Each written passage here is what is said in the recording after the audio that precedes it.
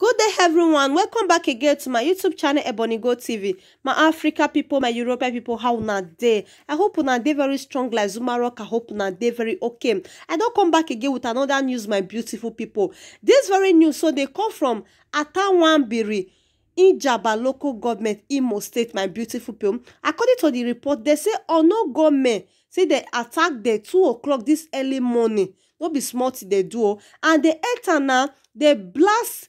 This no be so now they see right now. So now customary courts, high court will be say they still build for Atanwanbiri for them. Make the people see they see where be say if anything happen, the office still run go meet court. You understand? They build that for them. Now or no government they'll enter. They don't scatter everywhere. They burn everywhere to arches. Now see the waiting they do for them. Now see the market will be say they trade for them. And according to the report, they say last week the no government enter.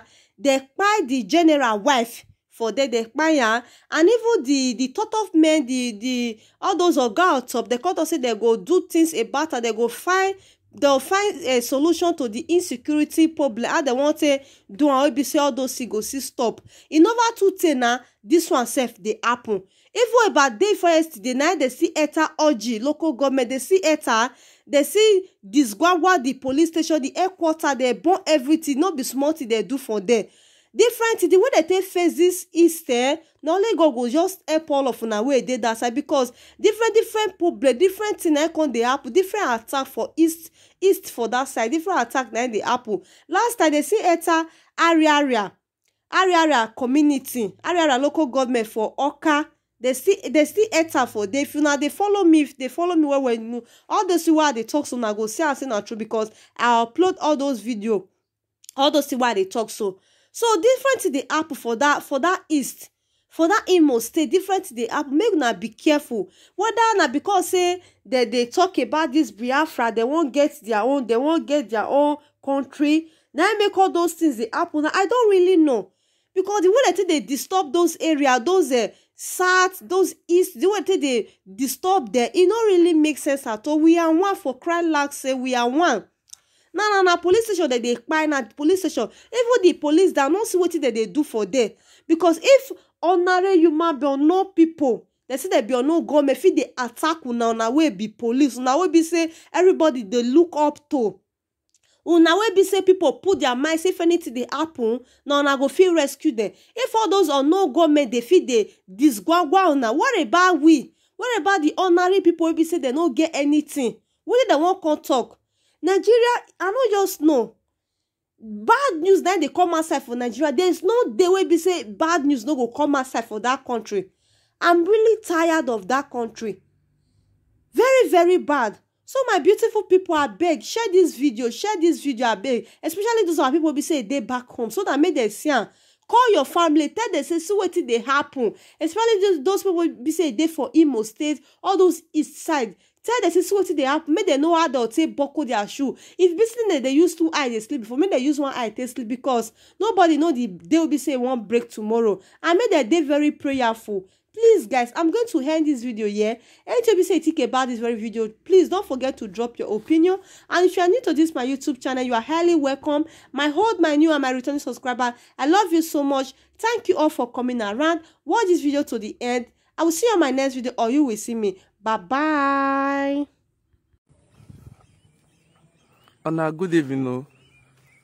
This evening we dey for Ata for Njaba local government. So this place we dey na the customary high court we dey for inside Ata, where we hear the news wey happen this morning say unknown government they become this court to come set the place ablaze early hours of this morning. So this thing will happen for here happen early hours of this morning, around 1 to 2 a.m. in the morning, for inside Ata community, where they for inside Njaba local government. So this na the customary court. If you remember waiting the governor where he name na Hope Uzodinma, in statement where he talk on Sunday, him be told say anybody we plan to attack Imo State again, say the governor no go take am lightly with that person. If you remember, after that statement on Sunday, we hear report say INEC office for Ayazumbisi, they be attack that place. Then e come reach on Tuesday, we come hear another report for Oji police station where attack be happen. And now we dey for attack for Njaba local government. And now this na the customary court for Njaba local government where attack be happen. And attack also happen for the police station too for the attack community. But the police station, they no set them ablaze. They just attack the area. So here we dey na customary court for Njaba local government wey dey inside Imo State. So meanwhile, the police now, they never release statement based on this incident wey happen for this area.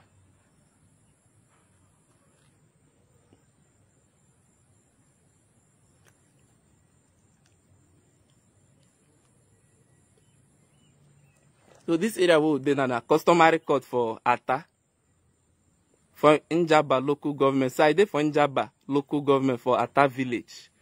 So this na the customary court wey wetin happen this morning be happen. You had to set the place ablaze. So yeah, na the customary court. You get the statement where the former President General be put for social media.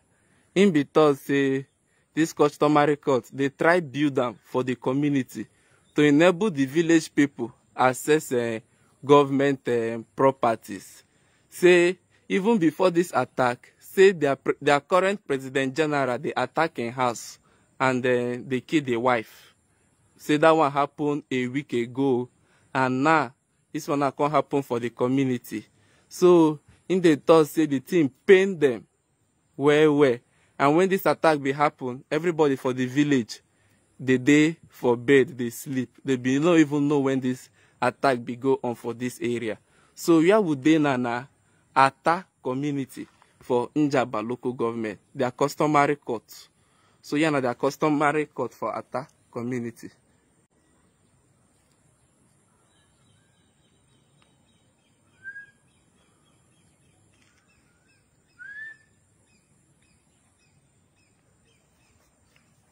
So this now the community would dey like this, customary court for Njaba local government. So Njaba dey inside Imo State, and Njaba dey under Olu zone.